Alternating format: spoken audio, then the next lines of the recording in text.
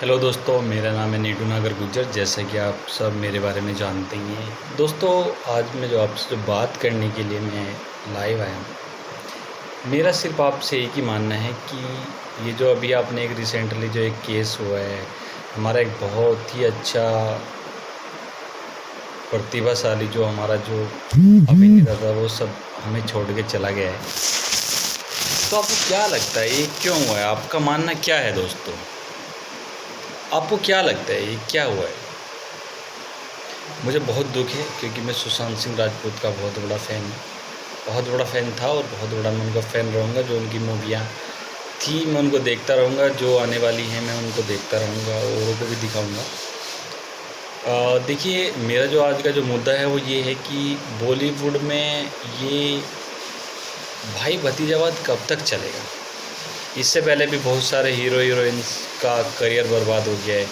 कुछ लोगों ने सुसाइड कर लिया, तो कुछ लोगों का करियर बर्बाद हो गया, जिसमें मैं आपके सामने कुछ लोगों का नाम लेना चाहूँगा।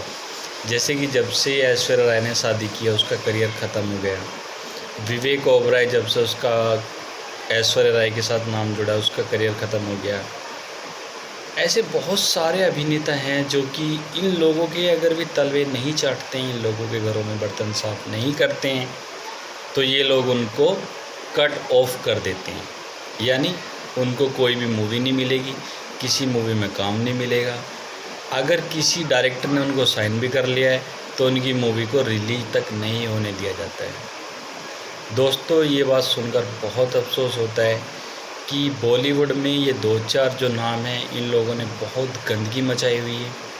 ये जिसको चाहते हैं उसको लॉन्च करते हैं। और एक जो बंदा है उसका मैं नाम नहीं लूँगा, लेकिन तुम सबकी मेमोरी के लिए बता दूं कि जिस बंदे का अपना कोई जेंडर ही नहीं है, जिसको बॉलीवुड इंडस्ट्रीज़ में गे के नाम से जाना जाता है। दोस्तों, बाकी आप खुद एक समझदार इंसान हैं, आप समझ गए होंगे कि मेरा इशारा किस तरफ है। दूसरी बात, जो एक नाम और है, मैं खुल के नाम नहीं लेना चाहूँगा, लेकिन आप सभी लोग समझदार हैं, आप मेरी बात को समझ सकते हैं। उसने तो भाई, जो कोई उसके घर में जाकर उसके बर्तन साफ़ करेगा, उसकी चौखट पे रखेगा, वो उन्हीं को काम देता है। जो लड़कियां हैं जिसके साथ वो सोएगा उनको काम देगा। जो लड़कियां ऐसा नहीं करती हैं तो उन्हें मरवा दिया जाता है। इसका जीता जागता उदाहरण मैं आपको बता देता हूँ, दिव्या भारती। जिसने ये सब कुछ नहीं किया, इनके तलवे नहीं चाटे, इनके घरों पे जाके रातें नहीं गुजारी, तो उसको रातों रात मरवा दिया गया। और दोस्तों, उसकी कोई जांच, कोई किसी तरीके की पड़ताल भी नहीं हुई, क्योंकि इन लोगों का बॉलीवुड में बहुत बड़ा सिक्का चलता है।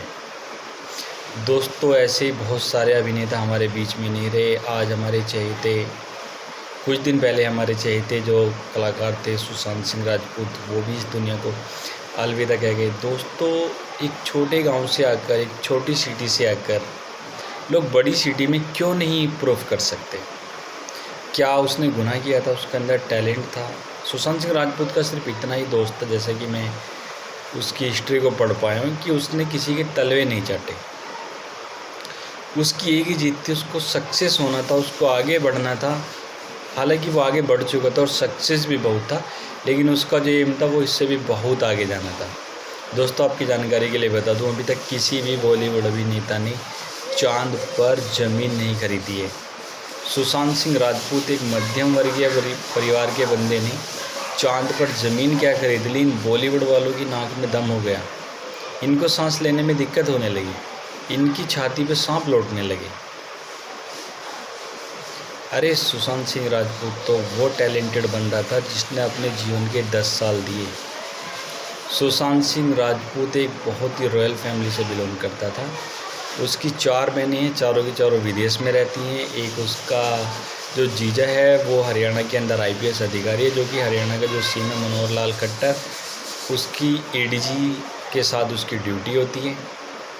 उसके सुशांत सिंह राजपूत के जो फादर है वो खुद एक IPS पद से सेवानिवृत्त हैं। तो बहुत ही अच्छी सी फैमिली था, लेकिन उस बंदे का कुछ अपने अंदर कर गुजरने का कुछ जज्बा था, तो जिसको हमने इन बॉलीवुड वालों ने उसको अपने इस दुर्व्यवहार के कारण उसे कट ऑफ कर दिया गया। उसकी 7 दोस्तों आपको बता दूं, उसकी 7 फिल्में आने वाली थी, 7 फिल्मों में उसको लिया गया, लेकिन वे 7 फिल्मों से सुशांत सिंह राजपूत को बाहर कर दिया गया। और वे फिल्में किसे दी गई? रणवीर कपूर को वे 7 की 7 फिल्में दी गई।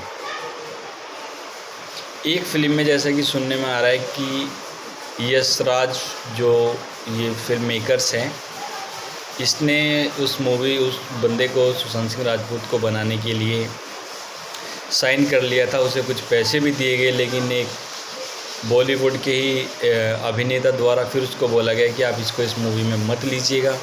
उसने उसको बोला कि मैं इसको ऑलरेडी पैसे दे चुका हूँ, मेरा कॉन्ट्रैक्ट साइन हो चुका है।